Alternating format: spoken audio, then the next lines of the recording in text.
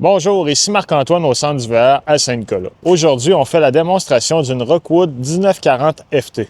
On va commencer par faire une tournée à l'extérieur de la tente roulotte pour ensuite se diriger dans l'unité. On va aussi montrer le montage de celle-ci en cours de route. Donc, on commence. À l'avant, on a un coffre de rangement, en fait, qu'on peut soit accéder par le côté. Quand la tente roulotte est fermée, on peut aussi ouvrir le couvert sur le dessus qui donne un accès principal au coffre. En arrière du panneau, ça va être un accès au chauffe-eau pour tourner les valves qui vont servir à effectuer le bypass pour l'hivernisation.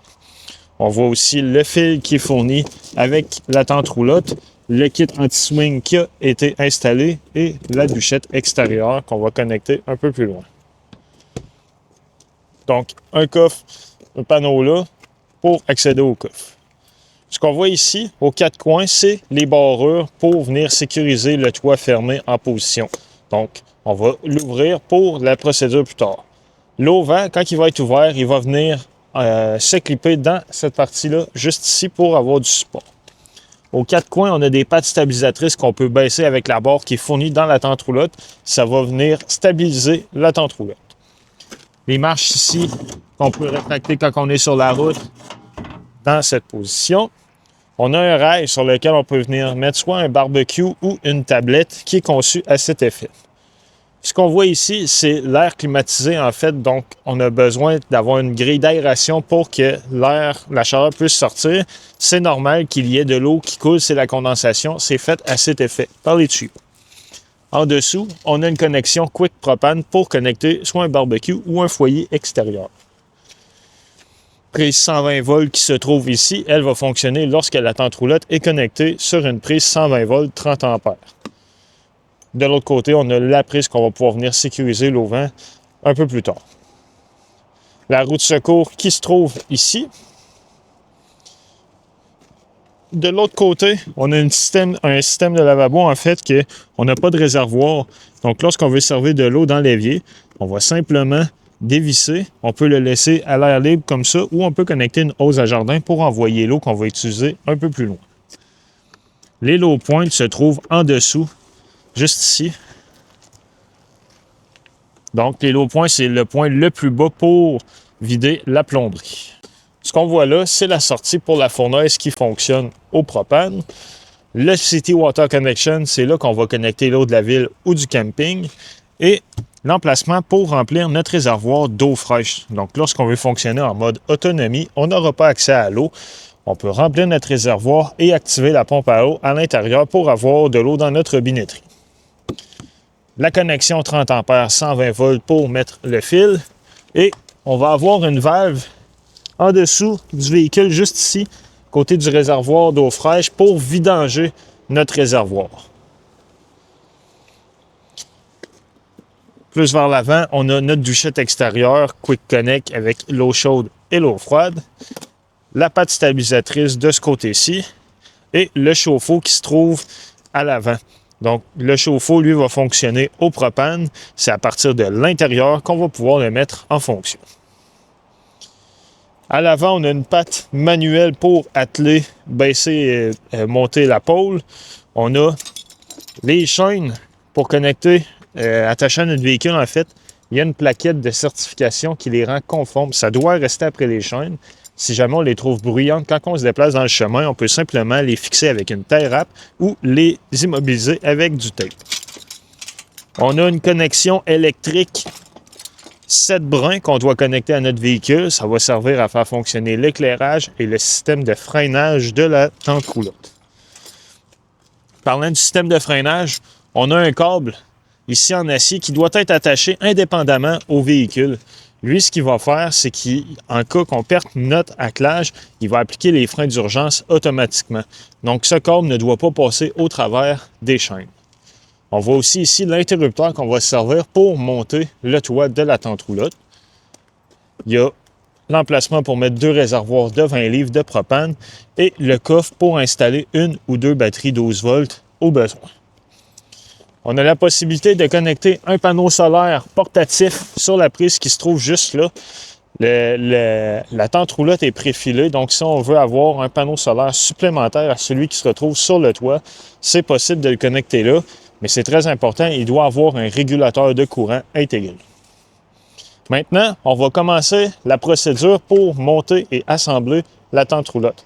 Donc, la première étape, on doit aller aux quatre coins du toit et s'assurer de venir débarrer la partie comme ici.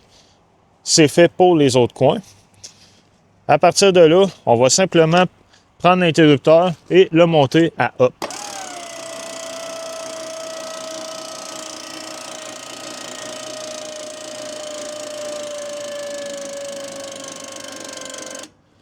Quand on a monté, on peut toujours s'assurer en cours de chemin que tout est correct. En fait, qu'il n'y a pas rien qui est accrochant, que la toile est libre. Donc, on va faire une tournée, s'assurer que tout est beau, il n'y a rien d'anormal qui va rester accroché, qui pourrait endommager la toile. Donc, si tout est parfait, les câbles qu'on voit là, en fait, c'est des câbles de sécurité. Quand on va arriver en haut complètement, ils vont être tendus et ils vont arrêter le toit. Donc, ici, c'est beau aussi. À partir de ce moment-là, on va continuer de monter. On a un câble qu'on peut voir visuellement. Donc, lorsqu'on va apercevoir ce câble qui va être tendu, ça va être important de relâcher l'interrupteur. Ça veut dire que le toit est rendu à sa position.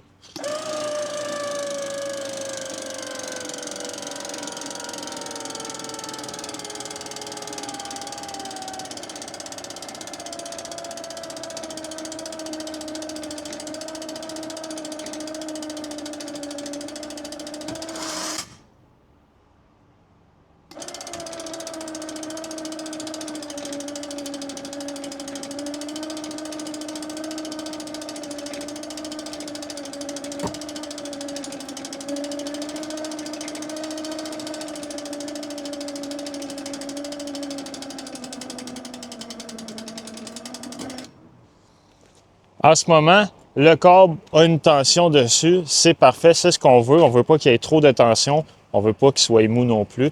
Donc, dans cette position-ci, c'est parfait. On va aller voir de l'autre côté pour s'assurer que lui aussi ait une belle tension. Donc, c'est parfait, notre câble est droit. À partir de ce moment-là, on va pouvoir commencer à ouvrir les lits de chaque côté. On va aller sur la partie avant.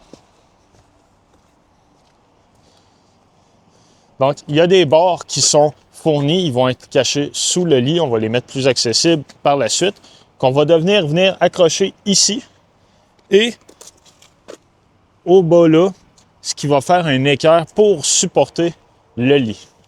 Donc, on va aller chercher les baguettes.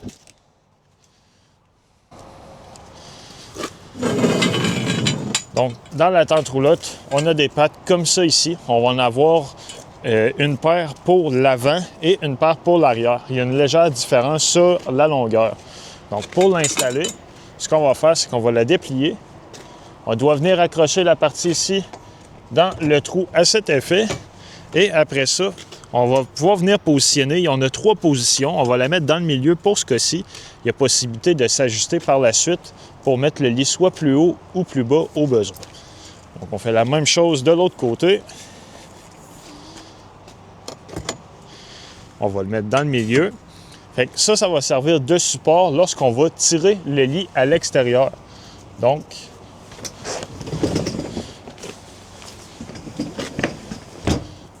on tire au maximum dans cette position. Donc là, on a du renfort, le lit est bien supporté. On va aller procéder à la même étape pour l'arrière.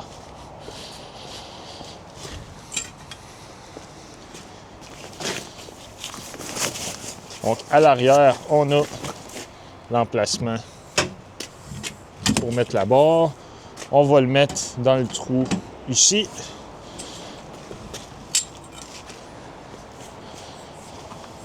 Même chose de l'autre côté.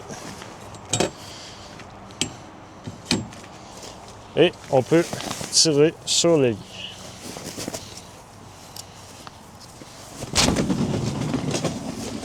Donc, on est rendu, le lit est bien supporté. À partir de ce moment-là, on peut s'assurer que les toiles sont bien dégagées, qu'ils ne sont pas trop froissées. Ça va faciliter leur installation.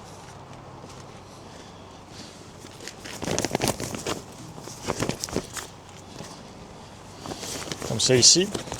En dessous des matelas, on voit on a un élastique ici. Ça va permettre de pouvoir accrocher différents élastiques autour pour maintenir une tension sur la toile. Celle-ci a un velcro à l'intérieur qu'on doit venir poser sur la partie du dessous. Ça va rendre parfaitement étanche tout le tour des lits.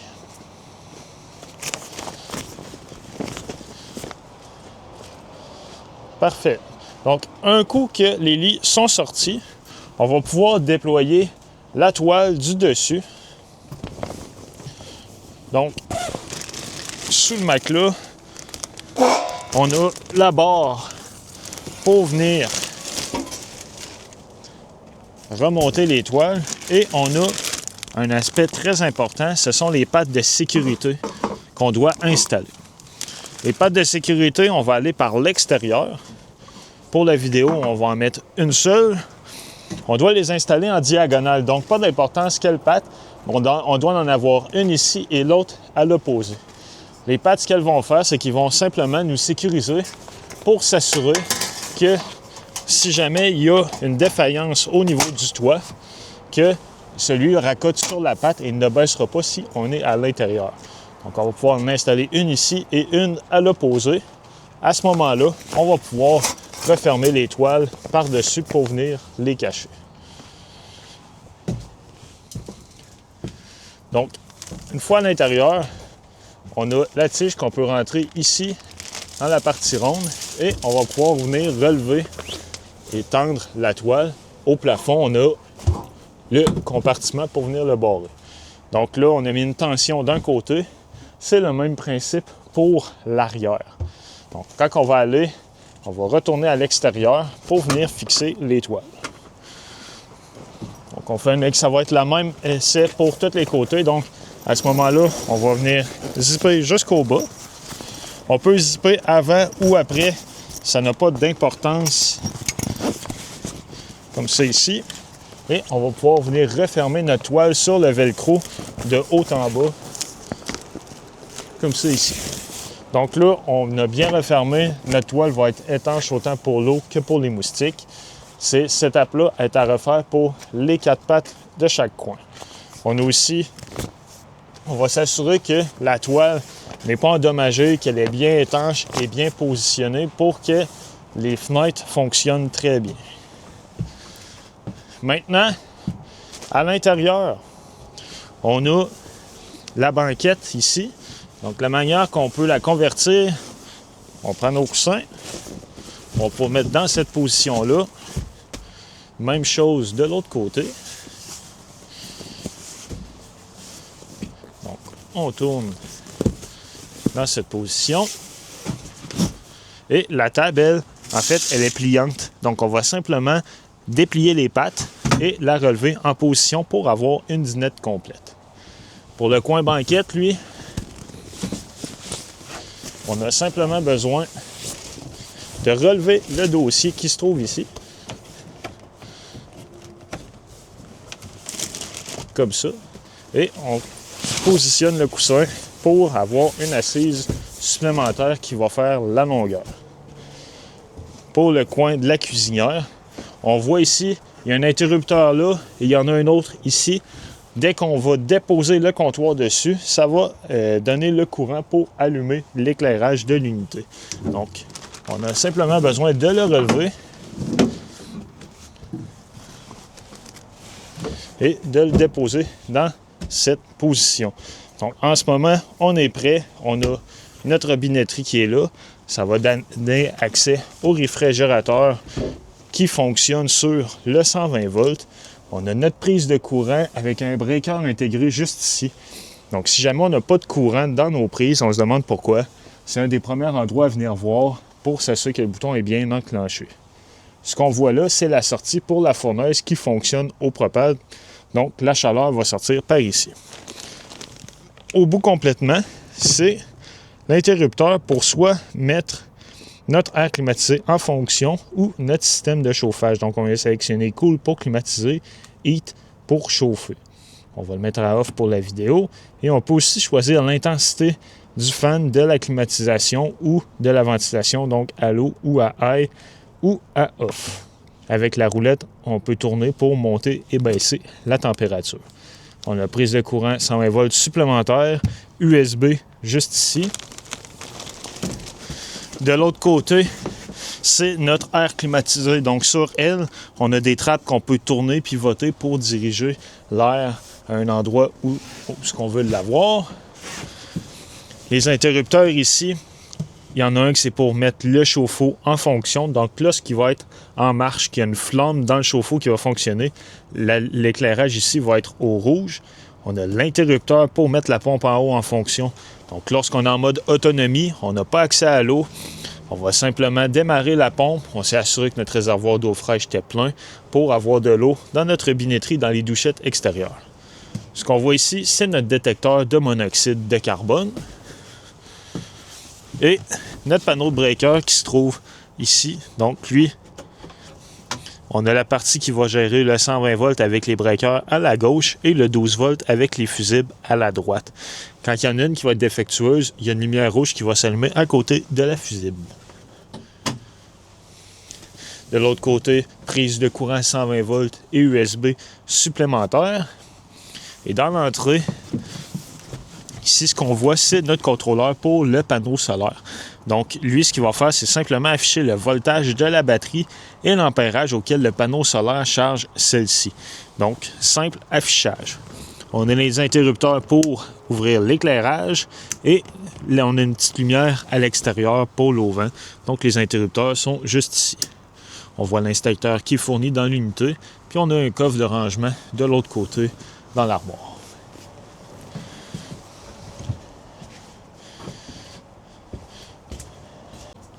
Au plafond, on a une ventilation qui fonctionne automatique, donc on peut ouvrir la trappe avec la roulette qui est là et mettre le fan en fonction d'un interrupteur directement dessus, 4 vitesses de fan différentes. On peut aussi simplement ouvrir la trappe sans décoller le fan, on peut mettre le fan à off directement. Pour l'installation de la porte d'entrée, celle-ci est fixée au plafond. Donc la manière de faire, on doit retirer les attaches de chaque côté. Comme ça ici. Et on a une barrure ici qu'on doit retirer. Donc à ce moment-là, on peut faire glisser la porte sur les rails et on va venir la faire passer par-dessus la porte. Donc le bas doit aller vers l'extérieur dans cette position, comme ça ici. Un coup qu'elle est en place, on a des barrures pour la sécuriser, comme ça ici. On va avoir aussi des barrures supplémentaires de chaque côté pour venir l'immobiliser en place dans cette position. Donc là, en ce moment, la porte est bien fixe. On va pouvoir venir mettre sur la toile, il y a les velcro qui en sandwich, donc un à l'intérieur, un à l'extérieur, pour venir rendre le tout parfaitement étanche. Quand on est au démontage, c'est une des premières étapes qu'on va faire, c'est retirer la porte. Donc, on va retirer les barrures et à l'aide des glissières qu'on voit au plafond, on va repousser la porte dans sa position initiale, comme ça ici, et on va la redéposer pour la sécuriser en haut dans cette position, comme ça ici, et on n'oublie pas de remettre les attaches pour la mettre légèrement plus haute. Comme ça ici. Comme ça. Donc, quand c'est fait, ce qui est important de faire pour refermer la tente roulotte au complet, c'est de s'assurer qu'il n'y ait pas d'obstacle. Donc, on doit remettre la table basse, on doit remettre les coussins dans les positions à plat pour que le lit puisse glisser au-dessus. Même chose pour la cuisinière, on doit la remettre au niveau du sol, repositionner comme au début le coussin qu'on voit juste ici. Dans la Rockwood, on a un cartable dans lequel il y a des manuels d'utilisateurs de certains électros et de certains fonctionnements aussi de la tente roulotte. Donc si on a des questions, on peut toujours s'y référer. C'est ce qui conclut la démonstration de la Rockwood. Merci.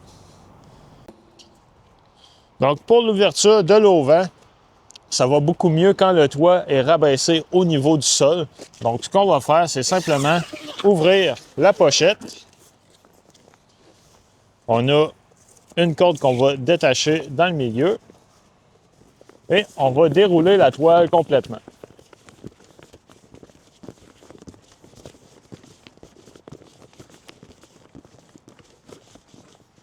Donc, sur la toile, on a deux systèmes de pattes. On en a un sur le côté ici et on en a un supplémentaire qui va relever vers le haut. Cette patte-là, en fait, va aller au niveau du sol et elle, avec la boule ronde, comme on voit ici, va aller se clipper sur les attaches qu'on a vues un peu plus tôt sur la tente roulotte. Le système de barre des pattes, en fait, c'est un peu comme une pôle à rideau. Donc, lorsqu'on la dévisse, on peut jouer avec et la fixer en place. On va la resserrer dans cette position pour l'immobiliser. Donc, on va immobiliser nos pattes pour être sûr qu'elles ne se déploient pas au complet.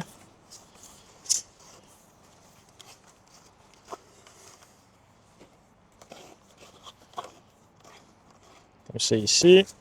Parfait. Et là, ce qu'on va faire, on va retourner l'auvent pour ouvrir les pattes qui vont aller. On va la mettre à côté au sol, comme ça ici.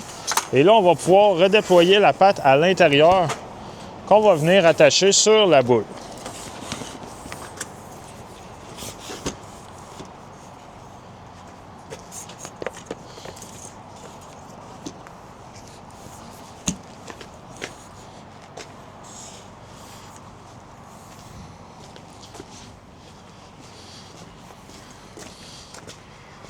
Donc, on met la tension sur la toile, comme ça ici.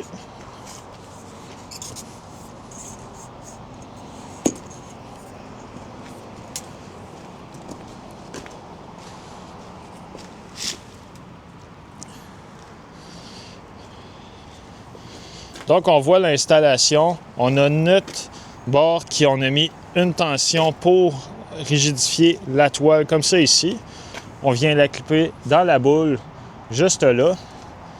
Et on a la patte qui va au niveau du sol, comme ça ici, qu'on peut aussi ajuster en hauteur par la suite. On a des piquets qu'on va pouvoir sécuriser au niveau du sol avec les attaches juste ici. Donc, quand tout est ouvert comme ça ici, on fait simplement l'étape inverse pour refermer l'auvent.